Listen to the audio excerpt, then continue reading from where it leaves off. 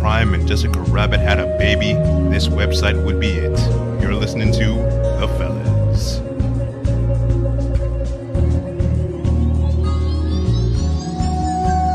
So is this... Man, what are the words I'm looking for? I felt like a grown-up, middle-class, white version of that movie, Bad Boys. Well, I'm not sure about that. It felt like... It felt like a fucking buddy cop movie. A feel-good buddy cop movie. Two cops that don't play by the rules. They play by their own rules. They're just playing with cars. Yeah, it's like one is off the rails and the other is so much further off the rails that it makes the first one seem like he's on the rails. Oh, okay. I guess maybe if you know a lot about cars, you'd be jizzing all over this. Oh, wait, shit. Hey, you watching The Fellas? It's me and Ray. I'm sorry, guys. I'm just not into this today, but I really had zero interest in seeing this movie. We saw Ford versus Ferrari. Yeah. And that's not to say that it wasn't a good movie. I just didn't have any interest in seeing it. Well, it's based off of that true story and also based off of another movie. I never even knew this was a fucking thing. I would have not known and not cared. There was a documentary called The 24-Hour War that documents this that came out about 2 years ago. Mm-hmm. And I desperately wanted to see the documentary, and I totally forgot about it. And then this movie came up in the trailer, and I'm like, shit, well, that's based off that documentary. The trailers made the movie seem stupendous, but even looking at the trailer, the whole thing is about Ford winning the, what's that French thing? The Lemans. The 24-hour Lemans. It's always been won by Ferrari, and basically Ferrari's just pissing all over American cars because our cars, at the time, we didn't really too much care about sportiness and luxury and this and that. We just wanted reliability. And the amount we actually dish out for use. The whole thing with Ford versus Ferrari, this was nothing but a pissing match on both sides. Ferrari was using Ford because Ferrari needed to be sold. It eventually was purchased by Fiat, and Fiat didn't give them, a very good deal, so he turned it down, and he entertained Ford with this notion of having them purchase Ferrari just to get Fiat to get off their ass and, what they're willing to bring to the table. Also, I think the guy in charge of Ferrari said some shitty things about Ford. Gerald Ford II. Oh, he's a fat piece of shit, and this and that. And Henry Ford II. He shit talked him. I like the way Henry Ford acts. He's the old-fashioned American bravado. Yes. Like, if you want to outdo my company, that's fine, but don't you say shit about my dog. I'll take that personal. Yeah. Ford II basically just wants to piss in the guy who makes Ferraris. In his face. He wants to piss in his cereal and watch him eat it and stare him in the face while he eats it and say, you see this shit? I did this. I was going to buy your company so I can just keep winning the race while using your company, but you want to do this shit? Fuck it. I'll just win it on my own. That's his whole thing. Fuck you and your couch. Yeah, in fact, it seems like all the characters are just having a pissing match. Yeah. So the stars are Matt Damon and Christian Bale. Matt Damon. Two great actors. I'll give Matt Damon's credit where his credit's due, even though his Texas drawl was killing me. Yeah, I thought that was kind of thick, and then it disappeared. Thick. And then it disappeared. Man, I could rub off herpes if I could turn his thick accent into a cream. It was nuts. And you say, oh, but then it wore off. No, he just forgot to keep using it. That's all it was, because everyone could tell it was fucking fake. But Matt Damon plays as Carroll Shelby, the guy who created the Shelby cars. Yeah. If you're a person that loves cars, you would just go into the movie theater and just jack off all day. Because they have all these classic vintage cars and whatever. So yeah, Matt Damon plays the creator of the Shelby car. His name is Carroll Shelby, and his best friend Christian Bales plays as Ken Miles. Apparently they were friends. They met up during World War II because he's British and whatever. And he comes back to California to have his family live in America and whatnot.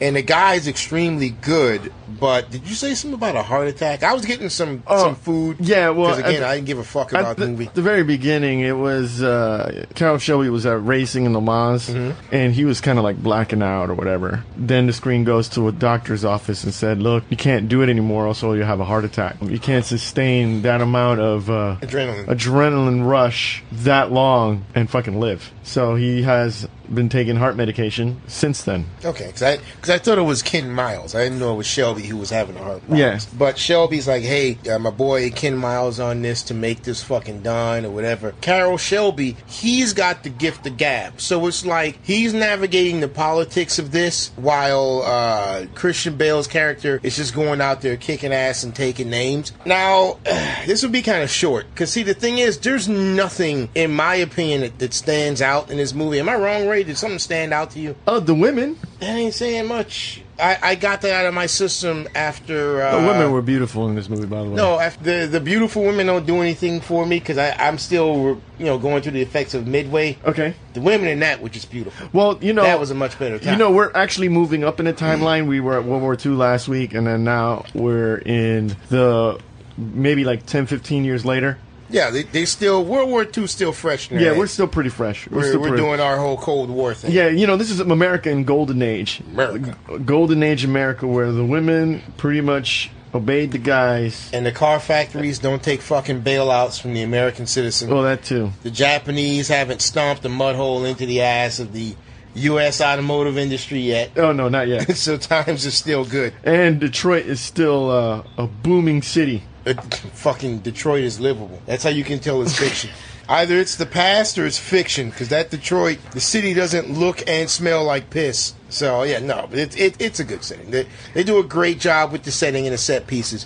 One thing I will give this movie, it really, really gets your adrenaline going. Yeah, which is what it needs. That's the biggest payoff for this movie. The one sad thing is we weren't able to see this in the Dolby, and if the chairs could fucking shake, that would be amazing. But unfortunately, I don't understand how that fucking theater works with that shit. Because this is like the third time we went to seeing something that clearly should have been in the Dolby, and it was passed over for something stupid. What, like Charlie's Angels? Yeah, I can't remember what was in there this time, but Charlie's Angels? Yeah, because I remember looking at it and saying, "Boy, that's a stupid fucking thing to bother having on there." Because that movie ain't gonna make no fucking money. The movie theater this weekend was empty.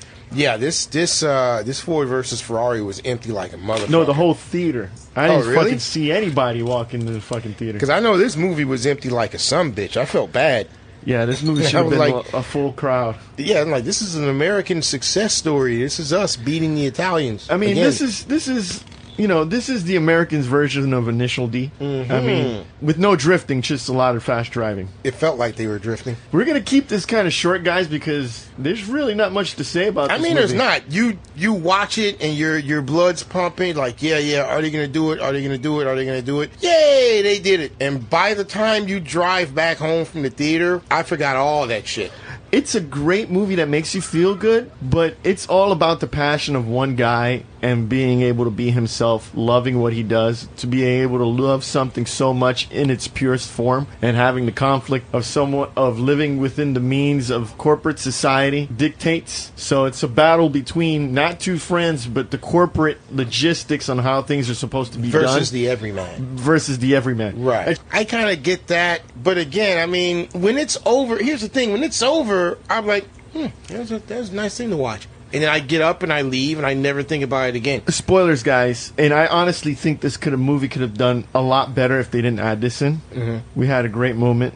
That Ford wins, because if Ferrari would have won, we would have never seen this movie. Never seen this movie being made to begin with, because there's no battle. You see, in the documentary, you got to feel the pain of Ford in the first round. In this movie, you didn't see the pain of defeat. It wasn't really spelled out for you. It kind of revolved around the main character. Well, that's because you're supposed to see it through the eyes of Ken Miles. Yeah. That's why. And so you never got the defeat feeling like, oh shit, we we got our asses beat, and we got to try harder. We didn't get that kind of feeling. It was kind of like an escalation going up even through that defeat. Well, since you've already said spoiler alert, I'm going to tell you the thing that was bothering me is because of the way they set it up with Ken Miles, sorry, I'm just going to say Christian Bale. With Christian Bale being the everyman who's trying so hard. His son loves him. His wife loves him. Everybody wants him to succeed, but he's just got all this stacked against him and the corporate people and whatever. It seemed obvious that at the very end there's going to be tragedy. That's the way it always works. So I'm going through the whole fucking movie just waiting for it to happen, waiting for him to die or something like that to happen. And then at the very end, when things should have been safest, when things should have been okay, my brakes don't work, my car crashes, I'm dead. And this is like the third time this has happened to him. Yes. But this time he dies, and the whole fucking thing's off camera. As if it's an afterthought. And I'm like, come on, dude. This really? was the thing that bothered me the most, and you just said it. He fucking dies in the movie, and it was like a fart in the wind. You fucking totally forgot. It was off camera. It was off camera, and, dude, the whole movie could have done without that, honestly. You could have ended it, him, quote-unquote, winning the race, and roll credits. Done. But yet, we got to see the guy that we've been following all this time die in a fucking horrendous fire. And his son is watching his father burn. We didn't get to see any kind of details going into what happened. Fall to his knees. They don't even say. It's assumed that he didn't come out there alive. Yes, he's dead. They don't mention that he died. You just get sad faces. Okay, he's dead. I mean, that's definitely a bad scene. But I will say one thing, you know what? I'm going to balance it out. I'm going to give you a scene that I love. Okay. That made me just chuckle to myself. These two are friends, right? And Matt Damon goes to Christian Bale and says, "Look, let me show you this thing. Get the fuck out of here, dude. I don't want anything you're offering me. There's nothing you can give me. No, really. Just, dude, 30 minutes of your time. 30 minutes and you're good to go. You can go. You can do your things. All right, I'm going to give you 30 minutes. He drives out there, and he shows him the race car that they made. And the guy's like, well, I can tell you right now, looking at it, this is bad. This is bad. It's not going to be able to do this and that, whatever. It's like, oh, shit. Fuck. You know what, man? I think you're wrong. I think he can do it. I tell you what, do me a favor. Hop on in that driver's seat and take it for a spin real quick. And I'm thinking to myself, this is how a lot of my friends get me into shit. Oh, okay. This is how, like, I'm not doing this shit with you, man. Oh, no, it's fine. Look, just have a couple of these beers and just sit over there real quick and just give me an idea of, whether this girl's tits are fake. Just squeeze them. And then once you tell me whether they're fake or not, you can go. And then next thing I know, it's 2 hours later, I'm like 3 bottles of Jack deep, and, my pants around my ankles, and I'm running from cops. When I say, I don't want to do it, no, you don't have to do nothing, bro. Just sit there. I just need your opinion on something, and you go, man. That's it. You can dig out. So he tells Chris Bell, look, do me a favor. I don't think you're right. I'm sure this car is good. I'm betting my guy's life on it. Look, just get in the car, run it around the track on time. And Christian Bale jumps in there, and he tears that shit up. As soon as he comes back, it's like, look, this thing's off. Once you take it over 170, the fucking thing is trying to turn into an airplane because you got not enough weight in the front. It's not holding it down. And you see Matt Damon, shit. Are you sure? He said, well, I can take it for one more lap. You'll take it for one more lap. And he takes it back around, and again, he's tearing that shit up. Because he knows he wants to drive. It's like, I'm going to get your ass. Yeah. I'm going to get you. I got to have you as my driver. Are you sure all these things are wrong with it? You know what? Take it for one more lap. How many times? This is exactly the type of shit I'm talking about because the racing's in his blood. Yes. When you have something that's in someone's blood, they can never keep it simple. If he finds a problem, he's going to want to fix that. He's going to want to know. We got guys. No, real quick. I just want to do it real quick, and then I'm going to just try it again just to see how it feels after I've done it. Ray, how many times have I had you build me a computer? I'm like, yo, give me something simple.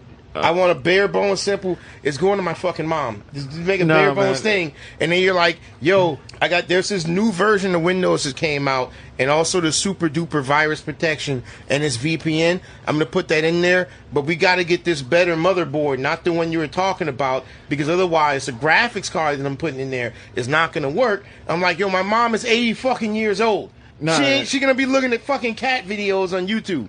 I don't need all that. No. This is basically like bare bones. This is basically bare bones. But I'm saying, I'm saying since this newer one is on sale, it's only $100 more. That should be $700 more. You'd be stupid not to take it. Go, yeah. Once And you're you go convinced. when you put in, and I end up with a fucking $1,200 gaming rig for my fucking 80-year-old mom, and you're like, oh, this is good, man, because this right here, this would normally cost you $7,000. Well, yeah. We got this $1,200 gaming rig. I don't fucking need a gaming rig. You need a jalopy.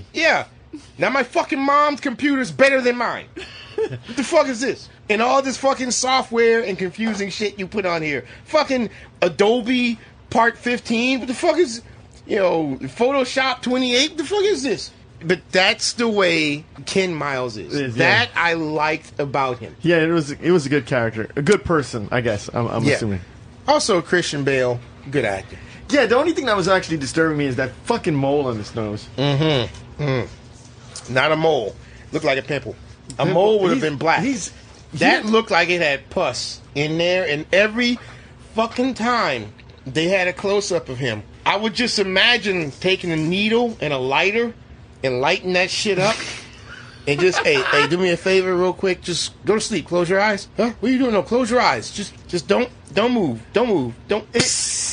I just want to pop it. Doesn't he have I want to light a needle and just bust that, man. Doesn't he have cosmetic surgeon to remove that? Yeah, if you want. It looks like a boil. Now, most likely, It's a mole? no, not mole, boil, B-O-I-L, because it looks like a zit, but it's probably a boil because unlike zits, boils can actually come back in the exact same spot. Let's say you lance it, you pop it, and then after like He didn't 2 have months, that when he was Batman. He probably had that shit cut then. No, he didn't. No, he probably it probably wasn't there. I'm thinking. No, wait, hold on. Christian Bale. Oh, this is Dark Knight Rises. This is 2012. Okay, so it was there. So it's most likely a boil. When he was in Batman, they probably lanced it, but it doesn't come back right away. It still takes time to grow. You cut it. You put some cream on there so the blood stops flowing or the pus and whatever, and then usually after about a month or so, it'll start growing back again. And then you just lance it again. But there are some people, if it's a boil, there are some people where the boil is constantly there. You can lance it if you want. Shit's just going to come back in about a month or so. I mean, Christian Bale kept his fucking accent throughout the whole movie. The acting chops was pretty much apparent. Matt Damon acted like Matt Damon in the entire fucking movie. With a cowboy hat. From scene to scene, that Texan accent was jumping all over the place. A lot of times, that Texan accent just fucking disappeared. Y'all. Now, ain't you just a cornwall cat in a room full of rocking chairs, I guess. I don't know. I just love the fact that in this movie they had a fist fight. It's it's actually in the trailer. Mm-hmm. He's walking back and he's trying to convince him that they're going to do another year, and he's like he doesn't believe him because he wasn't the driver in that year that they lost. He wasn't the driver, and so they had lost, and he's trying to convince him to come back. And he pretty much has a little slug fist fight outside. And I was just wondering when the cops were going to come around, and I remembered. Those are 2 white men. It would only be cops if there was a black man in the mix, and that would only be because he doesn't belong in that neighborhood. So everything was actually going the way it should. But I like the fisticuffs because it just showed what sort of friends they were. Like, there's a couple times where it shows it, like, Matt Damon goes to Christian Bale. The first time was like, look, this executive dude, we can't take you with us to race in the Lemans because of this and that, whatever. And Christian Bale's like, yeah, okay, whatever. And he's like, look, this isn't my choice. This isn't my choice. No, I got it, sure. And the whole time I'm thinking he doesn't believe him. But as the movie goes on, after that first time that happened, you can see Matt Damon's like, never again. I'm not letting them set the terms. I'm never doing it again. Yeah. So when the guy's like, oh, yeah, your British friend's got to go. He's not going to do it. So, yeah, okay. And then Matt Damon goes by Christian Bale. Christian Bale's like, yeah, what's the matter with you? Nothing. You got a look on your face like you're pissed. And I know it's not with the car. The fuckers in corporate. What did they do this time? What did they do? And he said, don't worry about what they did. I'm going to handle it. I told you, I'm not going to let what happened before happen again. I'm going to handle it. But just the fact that he can see that his friend is upset because of some corporate bullshit, he knows that, he's not going to let me get fucked again.